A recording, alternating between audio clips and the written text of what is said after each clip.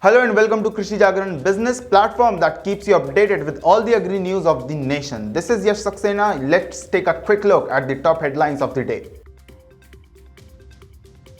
In a bid to boost infrastructure, Prime Minister Modi launches project worth approximately 50,000 crore rupees today. Minister Kailash Chaudhary inaugurates library and chambers building in Barmer. FMC and Krishi Jagran held a special webinar on success mantra for women in agri-inputs industry.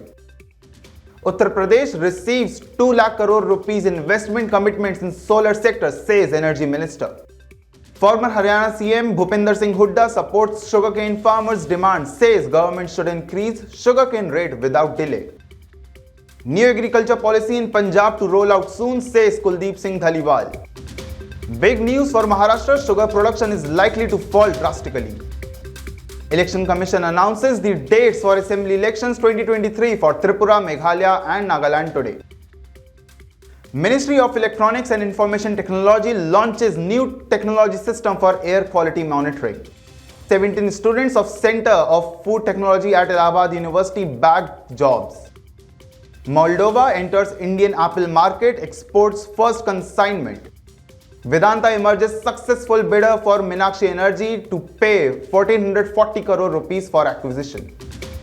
Nestle India expands health science portfolio, launches Thicken Up Clear for patients. Ashok Leyland bags contract to supply 500 buses to Sri Lanka government. Delhi breaks 15-year-old record of cold waves. IMD predicts rainfall and hailstorm in the state.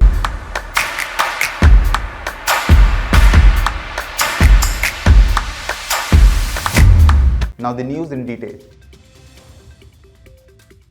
In an effort to improve nation's infrastructure, Prime Minister Narendra Modi will lay the cornerstones for a number of development projects worth 38,000 crore rupees in Karnataka and Maharashtra today. The multiple projects are aimed at developing infrastructure, easing up urban travel and strengthening healthcare in India's financial capital. PM Modi will inaugurate the two Mumbai Metro lines 2A and 7 from Gundavali metro station in Andheri, as well as ride the metro from the station. The combined value of the two lines is 12,600 crore rupees. In addition, he will launch the Mumbai One mobile app and the National Common Mobility Card, both of which will make travel easier. The mobile app can be displayed at metro station entry gates and support digital payments to purchase tickets via UPI. He will also inaugurate 20 Hindu Hriday Samrat Babasaheb Thackeray Apla Davakhana clinics to strengthen healthcare infrastructure in Mumbai.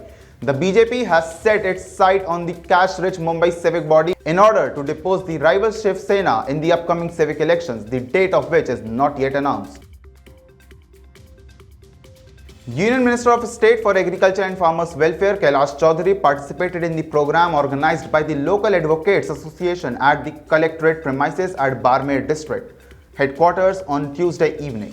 Union Minister Kailash Chaudhary inaugurated the library and chambers building constructed at a cost of 20 lakh rupees under the MP Local Area Development Scheme. For the approval and dedication of the library and chambers building, the advocates of the district, including the office bearers of the Advocates Association, thanked the Union Minister of State for Agriculture and local MP Kailash Chaudhary.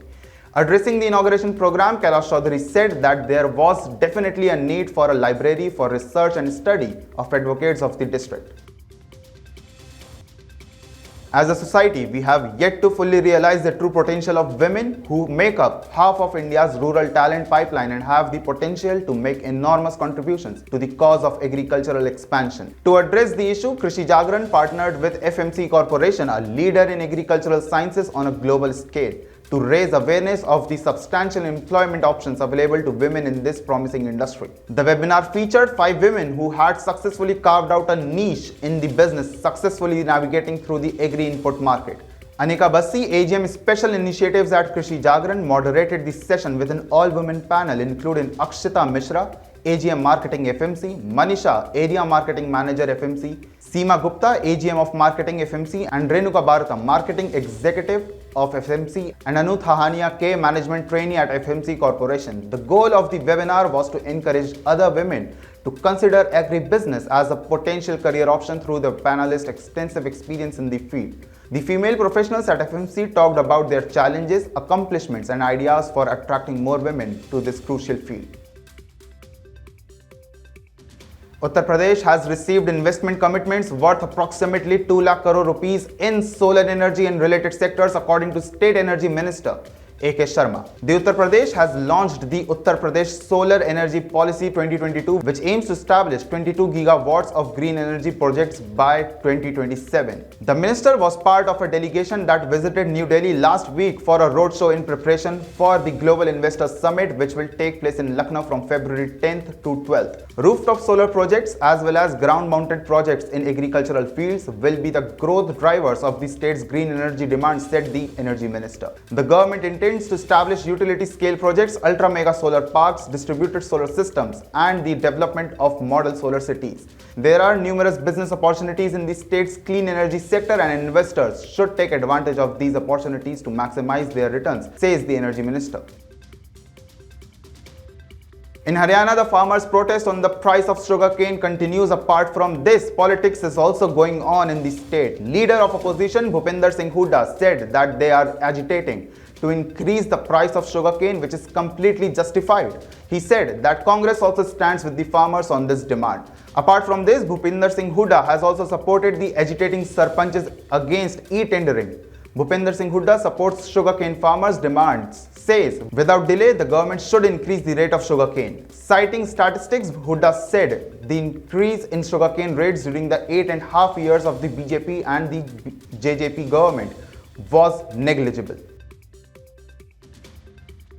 The Punjab government has formed an 11-member committee of agriculture specialists to draft a new agricultural policy, claimed the State Agriculture Minister Kuldeep Singh Dhaliwal on Tuesday. The new agricultural strategy will be completed by March 31st, according to Dhaliwal. Rahul Tiwari, the Secretary of Agriculture, Dr. Sukhpal Singh, the Chairman of the Punjab State Farmers and Farm Workers Commission, Dr. S.S. Gosal, the Vice Chancellor of the Punjab Agricultural University, Dr. Indrajit Singh and Dr. Sucha Singh Gill, an economist, make the committee's 11 members.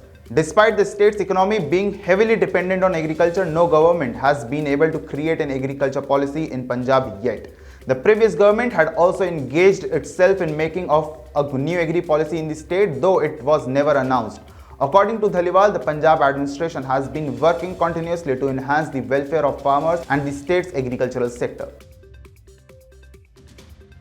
There is a big news about Maharashtra. It is being said that sugar production in Maharashtra may register a decline. According to the media reports, sugarcane production is going to decrease by about 6 to 7% in the current season, which will reduce the possibilities of additional sugar exports from India. At the same time, the head of the state sugar administration said that due to irregular monsoon, the yield of sugarcane per acre and excessive use of sugarcane for ethanol production should be the reason for low sugar production. Maharashtra had produced 138 lakh tons of sugar in the 2021-22 season, a record in the state's history. However, since the half passing of the crushing season, it has become clear that sugar production will be lower than last year.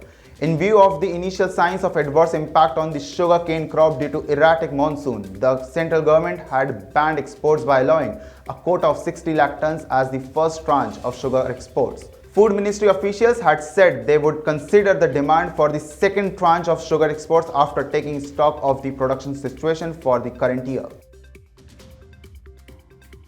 Election Commission announced the dates for Assembly Elections 2023 for Tripura, Meghalaya and Nagaland today. Tripura is going to vote on February 16th, whereas Meghalaya and Nagaland will vote on February 27th. Votes are to be counted on March 2nd. Rajiv Kumar, the Chief Election Commissioner, along with Anup Chandra Pandey and Arun Goyal, visited the states for a review of the state's commission preparation for the upcoming Assembly Elections.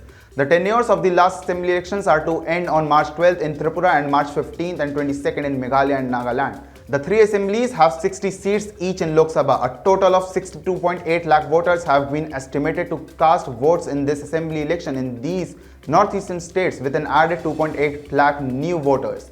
The last assembly elections were won by BJP in Tripura, the National Democratic Progressive Party in Nagaland and the National People's Party in Meghalaya. Elections campaigns are all set to take place in these states.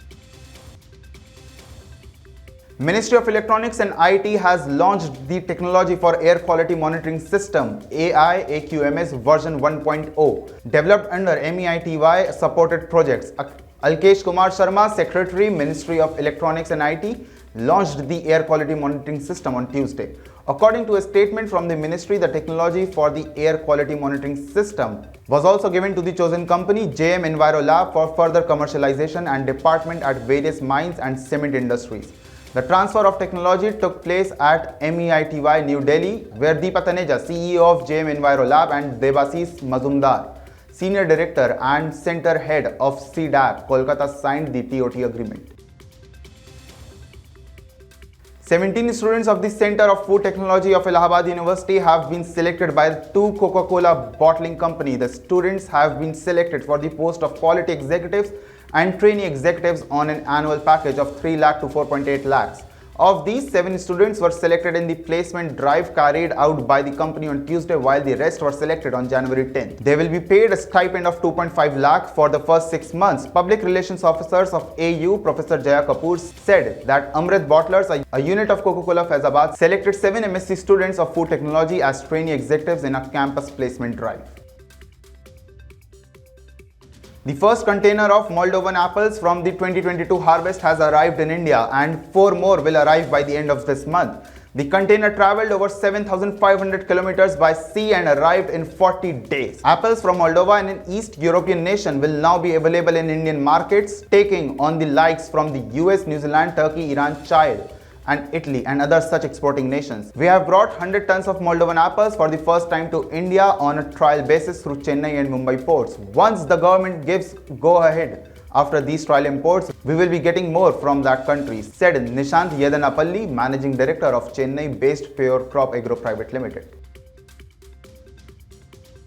Vedanta Limited, led by billionaire Anil Agrawal, will pay 1,440 crore rupees for debt-ridden power plant Meenakshi Energy, the company said in an exchange filing on January 18th after emerging as successful bidder. Meenakshi Energy is a 1,000 megawatt coal-fired power plant in the Andhra Pradesh town of Nellore. The filing states that 312 crore rupees will be paid upfront, while the remaining amount will be paid in the form of secured unlisted non-convertible debentures issued by Meenakshi Energy. The consideration will mature in 5 equal installments over a 5-year period. Vedanta currently plans to operate 1,000 megawatt of Meenakshi Energy Limited as an IPP to meet market demands by entering into short or medium-term power purchase agreements and supplying power to merchants. The acquisition will expand the group's power portfolio. Nestle India announced the launch of Thicken Up Clear, a food and beverage thickener that can help patients with swallowing difficulties, particularly oropharyngeal dysophagia, on Wednesday. Nestle India's Health Science Division, which sells health and nutrition products, is behind the launch. It can be given to people who are having difficulty swallowing due to conditions like head and neck cancer, stroke, or Parkinson's disease, among others. Dysphagia is a serious but underappreciated health condition that causes dehydration, malnutrition-related infections, and a lower quality of life, said the maker of Maggi noodles and Milkmaid in a statement. Heavy commercial vehicle manufacturer Ashok Leyland has bagged a contract to supply 500 buses from the Sri Lanka Transport Board. The company said in a statement on Wednesday that under the contract from SLTB, it has supplied 75 buses to the neighbouring country till now.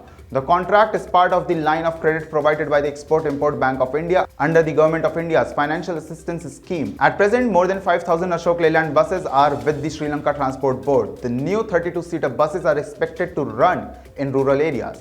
Ashok Leyland buses and trucks are manufactured in Sri Lanka and are known by the brand name Lanka Ashok Leyland. The northwest of India, including Delhi, is expected to have light to moderate rain and hailstorms with wind gusting to 50 km per hour next week. According to the IMD, northwest India is predicted to see an active western disturbance from January 21st to 25th. According to a statement from the agency, under its influence, rainfall is predicted to begin across the western Himalayan region in the early hours of January 21st and continue through 25, with peak activity on January 23rd and 24th. A light to moderate hailstorm is predicted to occur on January 23rd and 24th in isolated locations over Jammu, Himachal Pradesh, Uttarakhand, Punjab, Haryana, Chandigarh, Delhi and West Uttar Pradesh and North Rajasthan. So this was all about the news. Let's take a look at today's quiz question. The question is on your screens. The seed extracted by fermentation method possesses poor vigor and off color due to option A, fungal activity, option B, Bacterial activity, option C, both A and B, or option D, none of the above. You can reply to us via SMS on the number 8800023204. For more updates on Agri News, stay tuned with Krishi Jagran Business. This is Yash Saxena signing off.